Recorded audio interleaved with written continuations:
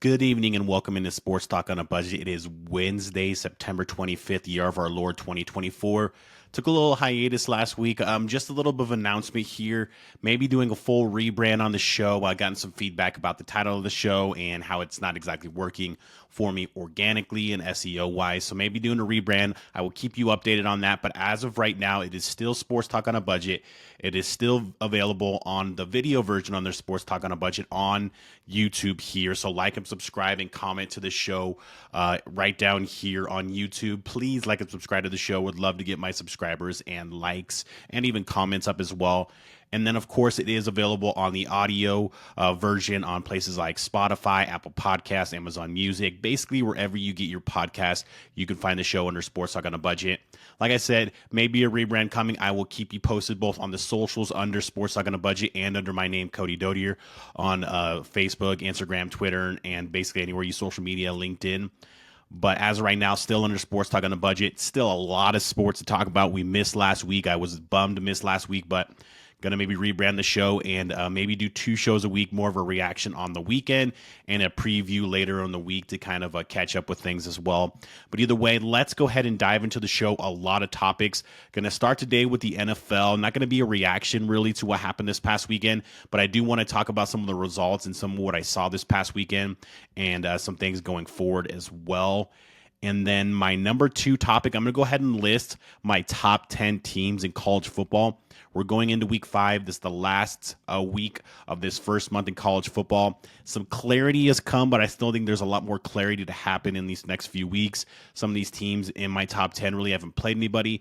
And then there's some teams in my top 10 that have looked really good against really good competition as well. And then my third topic of the day, going to do a quick trip into the Major League Baseball. We're in the last week of Major League Baseball. Going to break down some of the clinching scenarios, both in the wild card and in the division races. Really, only one division race is up for grabs. The rest are pretty much locked up if they're not already locked up. And I'm going to break down the wild card scenarios as well. And then finally, I'll end my show like I always do in the fall here, and that is with my top 5 college football picks for the week and my top 5 NFL picks of the week as well. Got a great slate for both of those this weekend. Should be a jam-packed great weekend of football again this weekend. But without further ado, let's go ahead and dive into the show here and get to the NFL on my first topic of the show today. And one place I want to start was a little bit of a reaction to this past weekend, and that is the Rams and the Ravens, 2 teams I had in the playoffs. I had the Rams winning the NFC West, and I had the Ravens getting in as a wild card. Save their season this weekend. Absolutely save their season this weekend. We'll go ahead and start off with the Ravens. They traveled down to Dallas, played the Cowboys, basically had the Cowboys beat and dead to rights, up 28-6 in the third quarter. In the fourth quarter, the Dallas Cowboys made a furious comeback to make it a 28-25 game, and then Derrick Henry and Lamar Jackson put away the Cowboys with getting 2 first downs on that final drive and salting the game away. But this game was huge, of course, for the Baltimore Ravens. You cannot fall to 0-3 in this league. We'll talk about a team here in a minute that has done that, then see what their chances and if they're left for dead. But looking at the Baltimore Ravens, you cannot fall to 0-3, especially when there's a team in your division like the Pittsburgh Steelers that is 3-0 and looking better on offense than I thought they would. So huge win for the Baltimore Ravens. And what I love that they did this Sunday is they got back to their roots. They were throwing the ball a lot in those first 2 games, and yes, you want to get Lamar Jackson to be a better pocket passer, but you know what? You also want to win football games.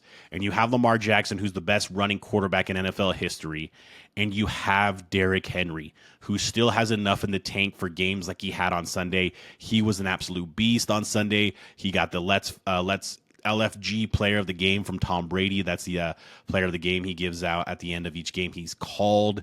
So he got that award there. He was great.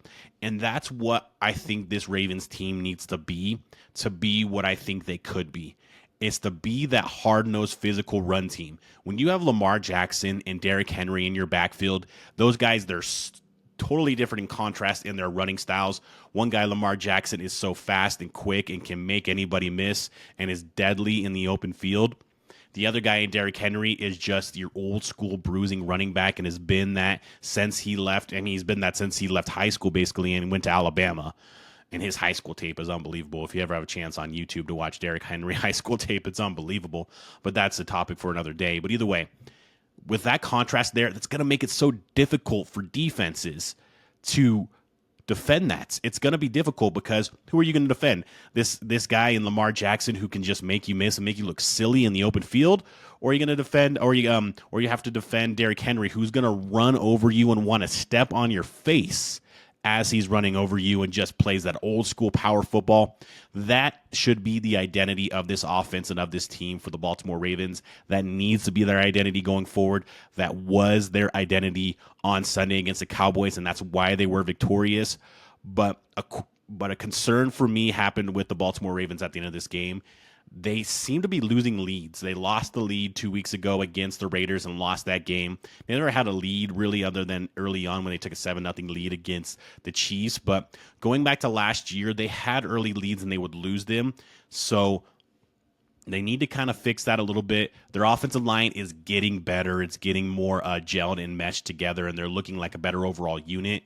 But this is the Baltimore Ravens team that I thought we would see going into the season. And if they're going to be this kind of team, they can contend for a conference championship in the AFC and maybe in the Super Bowl title. And then moving over to the Rams. The Rams I thought were dead to rights against the San Francisco 49ers. I think they were down 24-10 and came back and won that game 27-24. They're banged up. Injuries all over the place, whether it's Puka Nacua, Cooper Kupp, along the offensive line, there's a ton of injuries. But damn it, were they gritty. You got to tip your hat to Matt Stafford.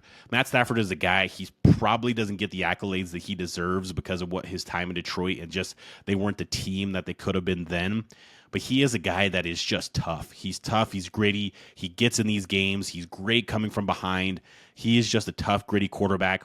And Sean McVay had a great game plan in that second half there. And they utilized special teams. And that was a kind of a key there because a lot of people say that's a point of kind of a facet of the game that San Francisco and Kyle Shanahan don't really care about. Well, Sean McVay, he's done fake punts all the time. He's done fake field goals. He's had really good special teams, and that paid dividends twice for them, especially with that last punt return. So Sean McVay, Matt Stafford, hats off. You saved your season. I had you winning the division. You still have to wait to get guys like Kupp and Puka Nacua back. You're supposed to get some of your offensive linemen back, so that'll be huge, but still saved your season. You can't fall to 0-3, especially since Seattle is 3-0 in your division. And then there's a team that went 0-3 on Monday night, and we're going to ask that question. Is it time to panic in Cincinnati for the Cincinnati Bengals? And it just may be. Their offense looked great. Joe Burrow was great. T. Higgins was back. Jamar Chase had his best game by far so far this season. T. Higgins was pretty good in his first game of the season. Joe Burrow had 300-plus yards, 3 touchdowns, was getting the ball around the field. That Cephas guy looks really good as a third receiver there. The offense wasn't the problem.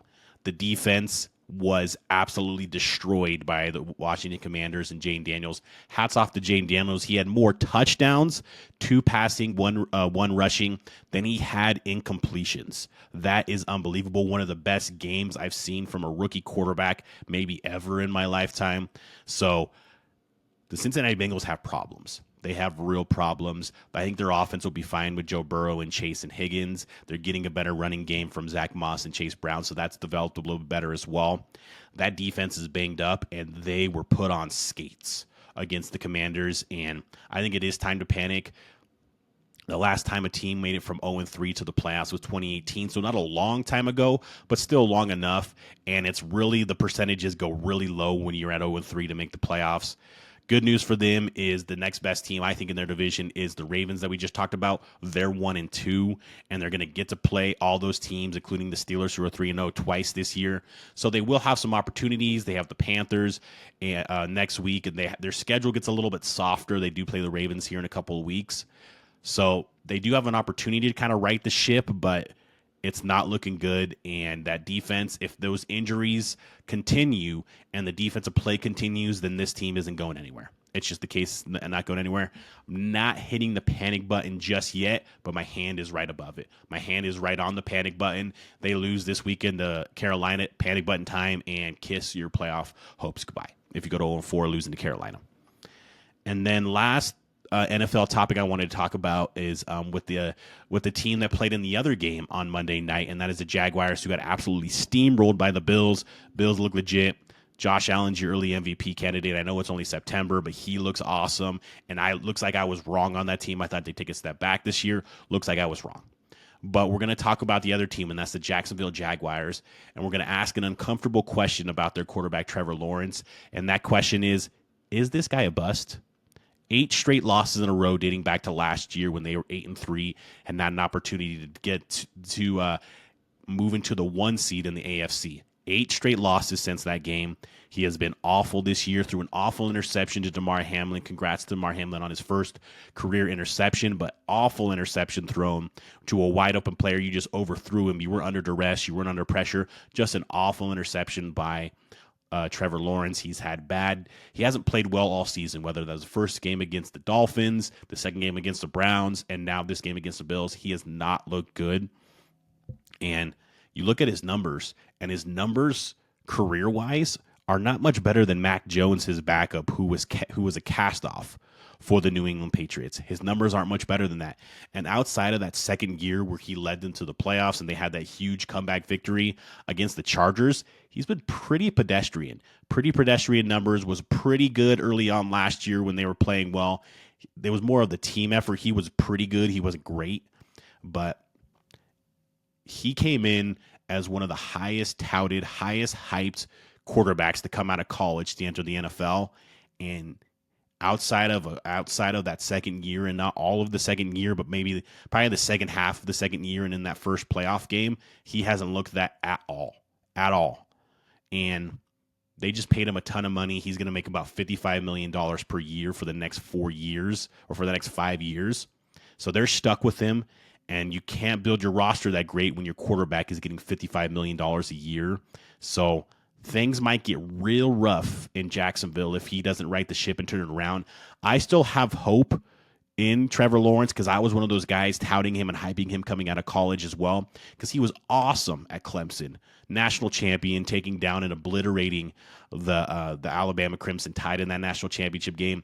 Made the playoffs the next 2 years, losing in the title game to Joe Burrow and LSU, then losing in the COVID year to Justin Fields and Ohio State. So this is a guy, he was really good in college, and he was a really good prospect, and he has the tools that you think you would need to be an elite quarterback in this league.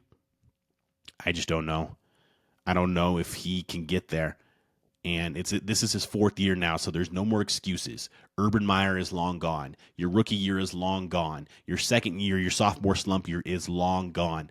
This is the time that you were supposed to be the guy that they just paid you to be, paying you $55 million a year for the next 5 years, and he doesn't look anywhere near a guy I would want to pay $25 million a year, let alone $55 million a year. So bust watch is definitely on for Trevor Lawrence. I still hold out hope that he can turn it around, but it's getting pretty bleak right now. And now let's go ahead and let's get to a little bit better, more positive talking. So we just had 2 negative topics there. And we're going to move to my second topic of the day. And we're going to move to college football. And I'm going to give you my top 10 college football teams as we stand right now, September 25th, 2024, week 5 upon us this weekend. And number 1, and this was pretty easy decision for me, I'm not going to lie, I have the Texas Longhorns. The reason I have the Texas Longhorns, and I don't care who's at quarterback, Quinn Ewers or Arch Manning, I prefer Quinn Ewers. I think they have a higher ceiling right now with Quinn Ewers. Arch Manning is going to be a good quarterback, but still is kind of a little bit early on in his career. But either way, the reason I have Texas number 1, what they did against Michigan in week 2, went up there, and we just saw Michigan beat a very good USC team, my USC team, went up to Michigan and pushed Michigan around. No one has pushed Michigan around for 4 years now, basically. They went up there, pushed them around, did whatever they wanted to do on defense, whatever they wanted to do on offense in the big house, and put it to them. And they've looked good every other step of the way. along the way. They have a really good receiving group. Of course, when Quinn Ewers is there, he, I think, is an elite quarterback in college football right now. Their defense is physical up front on the defensive line. Their secondary can cover in the back end as well. This Texas team, I believe, is the most complete team right now in college football. So that's why I have them at the number 1 spot. At the number 2 spot, I'm going to go with the Georgia Bulldogs. Now, I know Georgia struggled a couple weeks back against Kentucky, but that week 1 win against Clemson, where they absolutely hammered Clemson in the second half, is looking better and better each week because Clemson has turned around and just hammered Appalachian State and NC State in their next 2 games. So this Georgia team, Carson Beck, I still think is an upper echelon quarterback in college football, even though he struggled these last couple of weeks. They still are the team with probably the most talent in the country, them or Alabama. Still going to be very good on defense. They're supposed to get their guys back on the defensive line, or at least Michael Williams on the defensive line.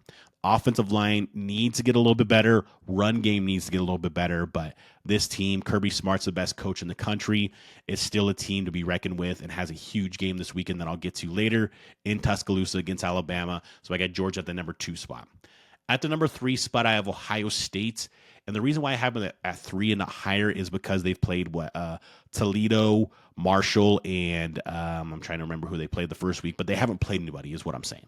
They haven't played anybody so far this year. Yes, they've done exactly what you're supposed to do when you're playing inferior competition early on in the season, and that is destroy those teams. But either way, I need to see more from a better quality opponent. They're going on the road to East Lansing to, I think, an improved Michigan State team. If they continue to just hammer Michigan State like they've hammered the other teams they played, then maybe I'll start believing a little bit more. But looking at this Ohio State team, I think them, Texas, and Tennessee are the teams with the highest ceiling in the country, because this Ohio State team is loaded all over the place. The only question mark I have about this Ohio State team is Will Howard at quarterback. I didn't love him at Kansas State, and we haven't seen him really been tested so far as an Ohio State quarterback. So that's my only question mark, but running backs and Judkins and Trevion Henderson are studs. Jeremiah Smith, the freshman receiver, stud. Defense with JT Tuimoloau, Jack Sawyer, studs all over the place for this Ohio State team. Like I said, I believe them, Texas, and Tennessee have the highest ceiling of any team in the country. So that's why I have Ohio State at number 3.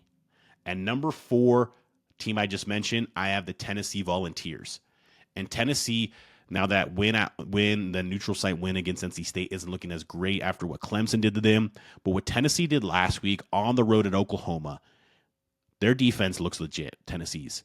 And they have a great rotation at the defensive line position, good linebackers, good in the secondary. Their defense is going to be good against whoever they play. I know Oklahoma's offense isn't great, but this Tennessee defense is going to be good against whoever they play. And their offense, I don't even think has played a great game yet. And I know that's crazy because they scored 71 game and 50 another game, but I still don't think they've played a great game yet. And the potential of Nico Iamaleava and this talent and the skill that you see that he has and you see displayed on just kind of random plays throughout the game, if he's able to play his A-plus game or his A game, they may have the highest ceiling of any team in the country. Like I just said, them, Texas, and Ohio State, I believe, have the highest ceilings of any team in this country. Maybe lower floors than other teams, but highest ceiling. I really like this Tennessee team. I really like what Josh Heupel is doing there. Finally has a defense to go with an offense that is always going to score and always going to be good. So give me the Tennessee Volunteers at my number 4 position in the rankings. And number 5 will stay in the SEC, and we're going to go the Alabama Crimson Tide. Kalen DeBoer, of course, the coach now, taking over for Nick Saban.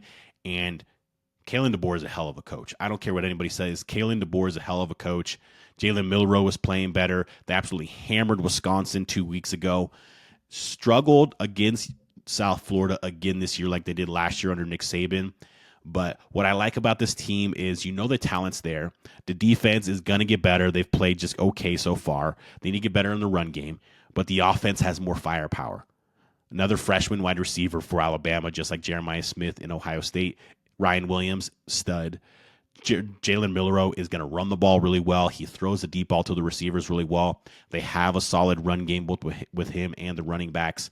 This is a team, they may not have the ceiling, I don't think, of a Tennessee, a Texas, or an Ohio State, but still a really good team, really good roster, really well coached under Kalen DeBoer. They're going to be a problem, and we'll get into their matchup against Georgia later on here in a little bit. But that's why my number 5 team is Alabama. And number 6, I have the Miami Hurricanes. And yes, Miami hasn't really played anybody outside of Florida, and you can argue that that is nobody as well.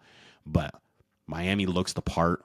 And the thing with Miami is they're in the ACC, and outside of Clemson and maybe Louisville, doesn't look like there's a lot of competition in the ACC. Cam Ward is the real deal. Damian Martinez is the real deal. They have a good defensive line, and they're physical on the defensive side. And they may go undefeated until they play Clemson in the ACC championship game. And in fact, I think that's exactly what's going to happen.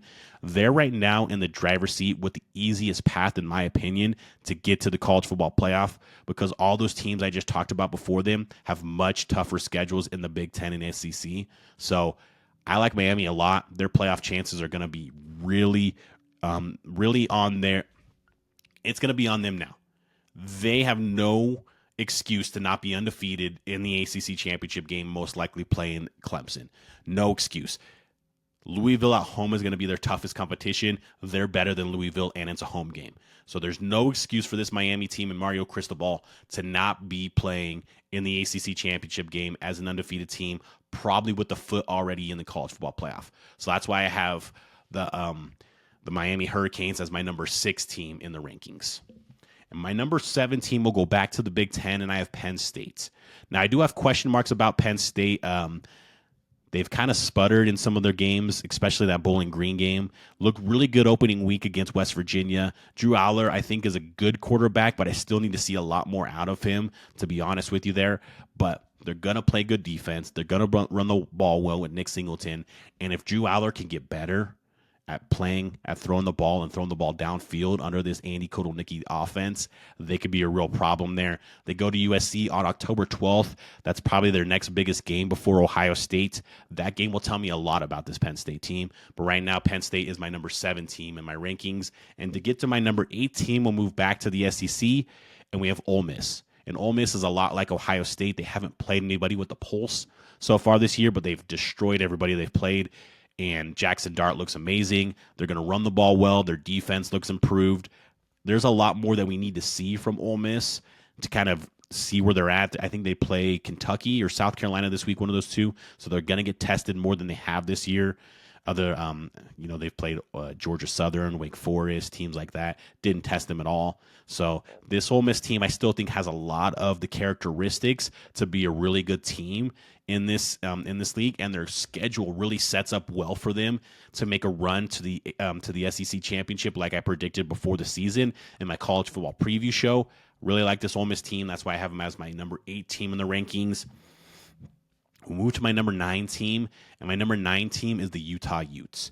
And a lot like Miami, Utah, I believe, is kind of an easy run to get to the college football playoff. Their hardest game, I think, they just played, and that was on the road at Oklahoma State, and they handled that game. Oklahoma State had kind of a late comeback, like the Cowboys in the NFL. The Oklahoma State Cowboys had a late comeback against the Utes, but was not enough. And they did that without Cam Rising. Who knows what Cam Rising's status really is? Utah is not good at giving you any information on injury status, especially of Cam Rising. But either way, Isaac Wilson has gotten better and better each week. I don't know how much improved he'll be. Utah is a team, like I said, since they're in the Big 12, they just played what I thought was their toughest game on the road to Oklahoma State. Their path, like Miami, is going to be, I believe, real easy to get to the college football playoff. Maybe that October meeting at home against BYU, who just hammered Kansas State, might be a bigger game than they thought it would be going into the season. But with Utah and Morgan Scalley and as defensive coordinator and Kyle Winning, my head coach, they're going to play good defense. They're going to run the ball well. And if they can get Cam Rising healthy back, they're going to be a tough team to play in the playoff. And then to round out the top 10, we move back to the Big Ten. And I wanted to put USC here. If they would have beat Michigan, I probably would have had them top 7 or 6 or 7. But I'm going to go ahead and put the Oregon Ducks here. Oregon kind of sputtered out of the gate against the Idaho schools, both Idaho University and Boise State, but got 2 victories, and that's all that matters. And then they went to Corvallis and absolutely hammered the Oregon State Beavers. So Dylan Gabriel looked really good in that game. Their offensive line looked better than it did in the first 2 weeks. Their defense looked better, didn't give up as much rushing yards. The first 2 weeks, they were getting ran all over. Now, they might have played the best running back in the country in week 2 against Boise State and Ashton Genty, but you shouldn't have got ran all over by Idaho, whoever they have at running back. But their defense looks improved. Their offensive line looks improved. Dylan Gabriel looks more comfortable in the offense. This Oregon team, October 12th, is looming for them. That home game against Ohio State, that'll be a big one. But either way, this Oregon team rounds out my top 10 and number 10. So just to recap, my top 10, I have Texas at number 1, Georgia at number 2, Ohio State at number 3, Tennessee at number 4, Alabama at number 5, Miami at number 6, Penn State at number 7, and then we have Ole Miss at number 8, Utah at 9, and Oregon at 10. So that has rounded out my top 10 in college football right now. Let's go ahead and get our quick MLB playoff clinching breakdown right now. We're going to start in the American League. So the American League, pretty much all the divisions are wrapped up. Now the Yankees haven't officially wrapped up the AL East, but they would have to lose out, and the Orioles would have to win out for that to even, I think, get to a tiebreaker maybe. I don't really know the tiebreaker situation, but that may have to play in a 163rd game to win that division. So that's probably not going to happen. The Yankees will probably either win one of these next 2 games against the Orioles or win one of their last games in their last series as well. But the wild card still is a lot. Now, the Orioles clinched the number 1 wild card spot last night. So they're in the playoffs. They'll most likely, they will be the top wild card spot in the American League. Currently sitting in the 2 spot, the Royals and Tigers are tied for the 2nd and 3rd spots in the AL wild card. And then right behind them, you have the Twins and the Mariners that are just 2 games back in the wild card. And my Red Sox are still holding on, 3.5 games back of that 3rd and final wild card spot with 5 games of play. Going to need a lot of help and have to probably win out, but still alive. So that is the wild card breakdown there in the American League. Now we'll go ahead and move to the National League. And there still is one division in the National League that has not been sewed up, and that is the NL West. And currently the Dodgers are sitting 2 games up in the division over the San Diego Padres. And this is the best thing about that. They're in a 3-game series against the Padres. They lost the opener last night. 2 more games tonight and tomorrow night against the San Diego Padres. So we could see a tied division by the end of this series. But so currently, the only division, like I said, that is not sewed up is the NL West, and we have the Dodgers, who are 2 up on the Padres with 2 more games in that series to go. And then we'll go ahead and move to the wild card. And currently in the wild card, let's see here. So we do have the Mets. Oh, one sec here. So the Padres clinched the playoff spot last night with a win against the Dodgers. So they're going to be in the playoffs, and they're going to have the number 1 wild card spot, just like the Orioles did in the AL. But in the 2nd spot, we currently have the Mets, who are a half game up on the Diamondbacks for the 2nd wild card spot. The Diamondbacks are only a half game up on the Braves for the 3rd and final wild card spot. The Mets and the Braves have 2 more games in their series to play tonight and tomorrow night, so that could change things real quickly. The Braves got a win last night and got a half game back in the wild card. Arizona lost last night and fell to the 3rd wild card spot, so still a lot up in the air in the NL wild card. That 2nd and 3rd spot are up for grabs. Mets and Braves are playing. That'll be a huge series to see who is going to be representing the NL East in the wild card. But there is a chance that if the Diamondbacks keep losing, that the Mets and the Braves could both be in. So 5 more games for every team in the MLB, and still a lot to play for some of these teams. So we'll see how this finishes out here. And then we'll go ahead and finish off my show with my picks. We're going to start in college football and my Week 5 college football picks. We're going to go with the Oklahoma State's number 20 Oklahoma State at number 23 Kansas State. And Kansas State is currently a 4.5-point favorite in this game. Now, both these teams are trying to get off the mat after last week's disappointing performances. Oklahoma State lost at home to Utah and was kind of never really in that game and pushed around for much of that game. Kansas State went on the road to Provo and played BYU and got absolutely hammered 38-9. But if you look at that game, they actually outgained BYU, just had a ton of turnovers, and just really ineffective on the offensive side, but had opportunities to make that game a lot closer. I'm not going to say they could have won, because when you lose by 19 points or when you lose by 31 points, you're not supposed to win any game. But either way, they got hammered in Provo. Either way, Kansas State 4.5-point favorite. That is where I'm leaning in this game. And the reason why is I think they bounce back. They're at home in Manhattan, Kansas, where they play really well. This Oklahoma State team, I don't know what's going on there. I thought they'd come in and have one of the best rushing attacks of any team in the country, with Ollie Gordon, the returning Doak Walker, a winner as the #1 running back in the country last year.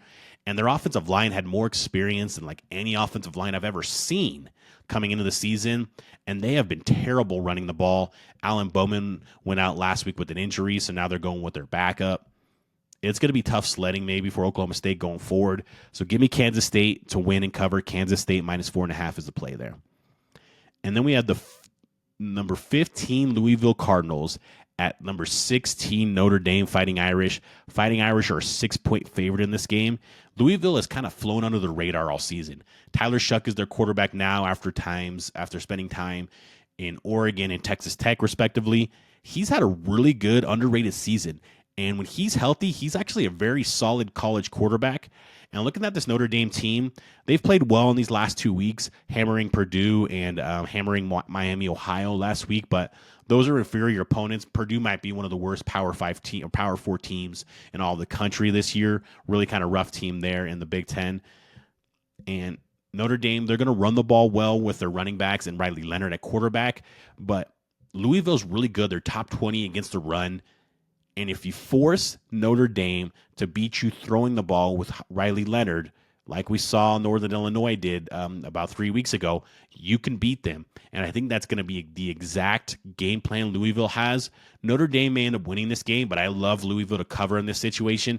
Give me Louisville +6 in this situation.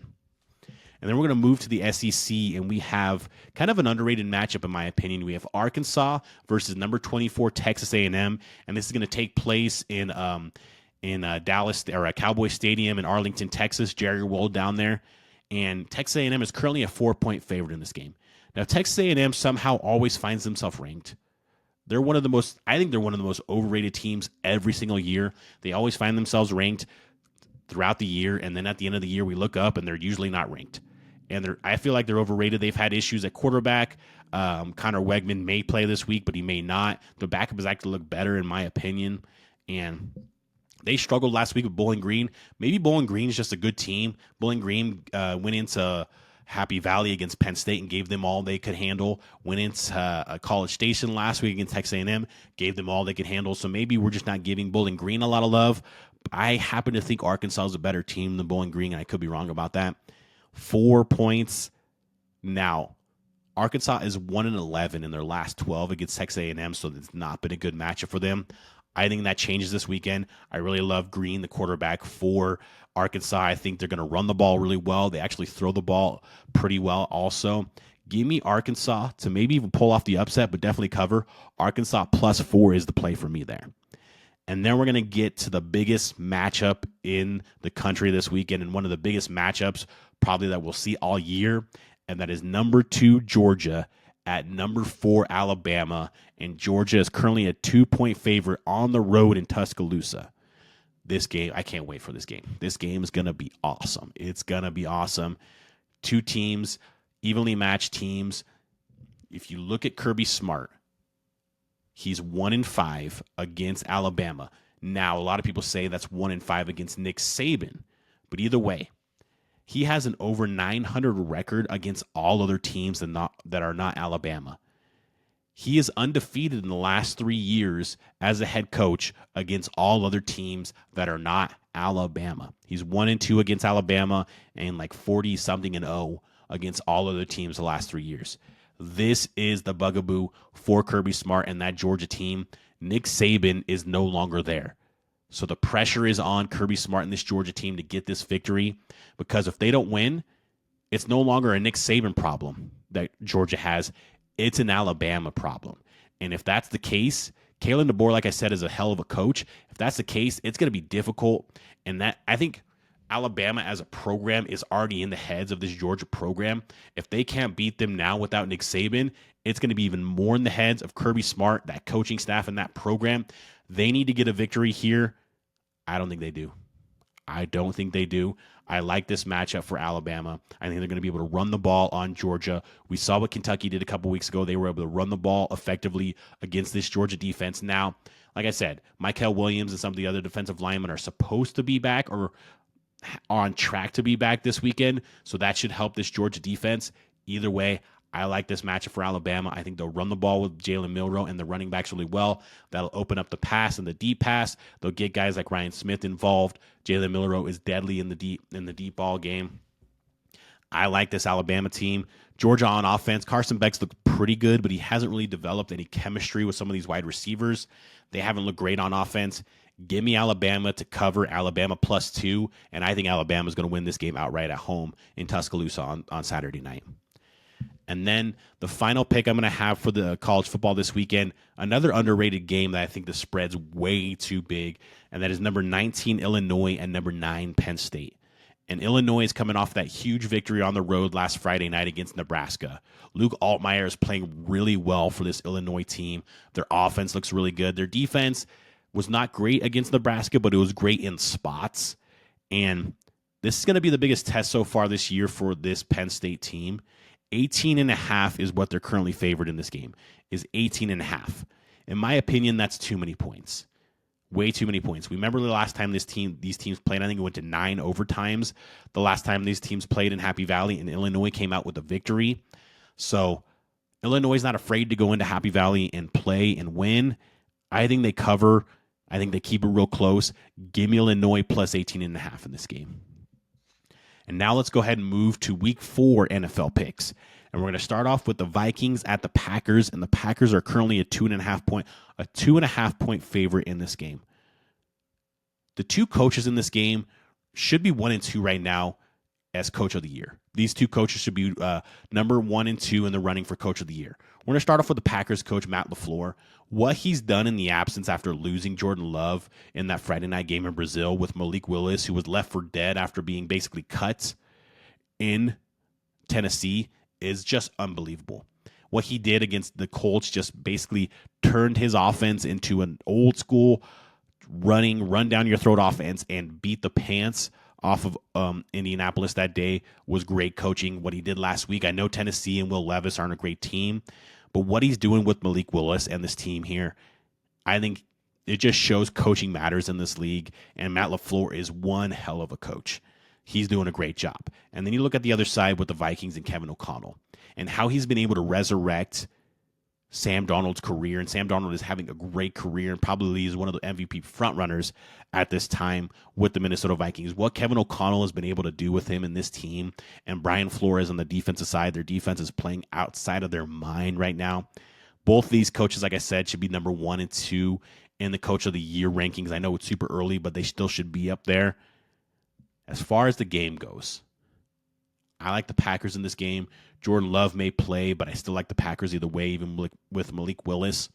I love what they're doing on the offensive side. Run the ball with Willis, with Josh Jacobs. It's opening up the pass game. They have a ton of weapons, ton of young weapons on the offensive side. Their defense is playing better and better each week. Give me the Packers to win and cover. Packers minus 2.5 is the play for me in this game.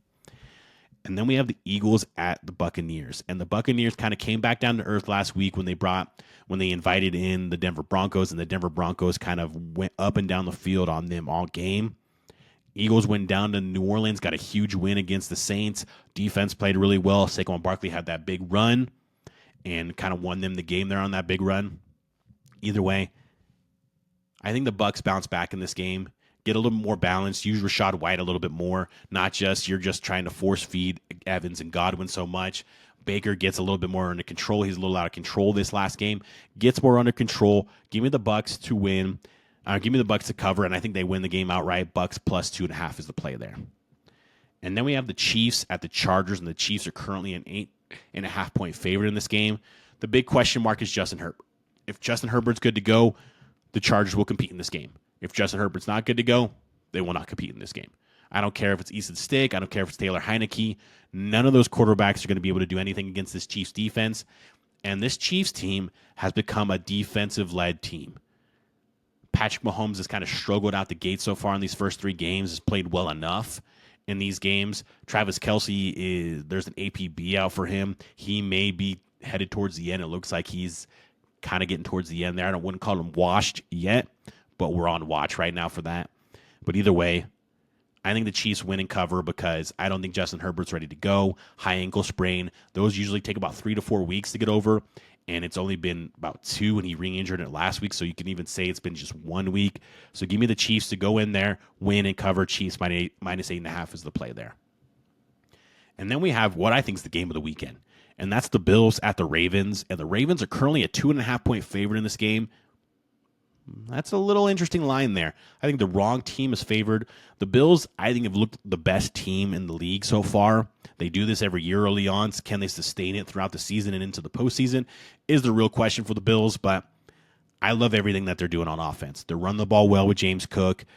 Josh Allen spreading around to guys like Shakir, Keon Coleman, the rookie, Kincaid, Knox, even Cook out of the backfield as well. They're spreading around. Their defense is playing really well at all 3 levels too. I just think this Bills team is better than the Ravens at this point. Maybe down later in the year that could change, but at this point, I think the Bills team is just better. Give me the Bills to cover plus 2.5. I think they go into Baltimore and get the outright win as well. So money line for the Bills, I think, is a good play as well. And then final game I have is the Monday night game. There's 2 Monday night games. This is the better Monday night game, and that is the Seahawks at the Lions, and the Lions are currently a 3.5-point favorite in this game. Now, the Seahawks have beaten the Lions in back-to-back years, and they've both been really good games. One was in Seattle and then last year in Detroit. I think the Lions know that. Hopefully they know that and remember that and make sure that that doesn't happen here. This Lions team, I think, is going to play old-school football, run the ball with Montgomery and Gibbs, and then that'll open up the passes for guys like St. Brown, Laporta, and Jamison Williams. The defense is getting better. Aiden Hutchinson has been great this year. So I like the Lions in this game to win and cover. I think they run the ball, get back to their roots like they did last week against the Cardinals on the road. So give me the Lions to win and cover. Lions minus 3.5 is a play here.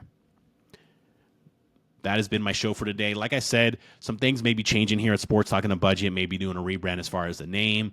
And I'm going to try to do 2 shows a week, a reaction show on Sunday night after the NFL and college football games, and then a preview show later in the week, like on a Wednesday or Thursday night. But either way, thank you for watching and listening to this show. You can find it on a video version on YouTube. Please like and subscribe right down here to the show. If you prefer the audio version, you can find it basically wherever you get your podcast, whether it be Apple Podcasts, Amazon Music, Spotify. Thank you again for watching and listening to the show, and have a great day.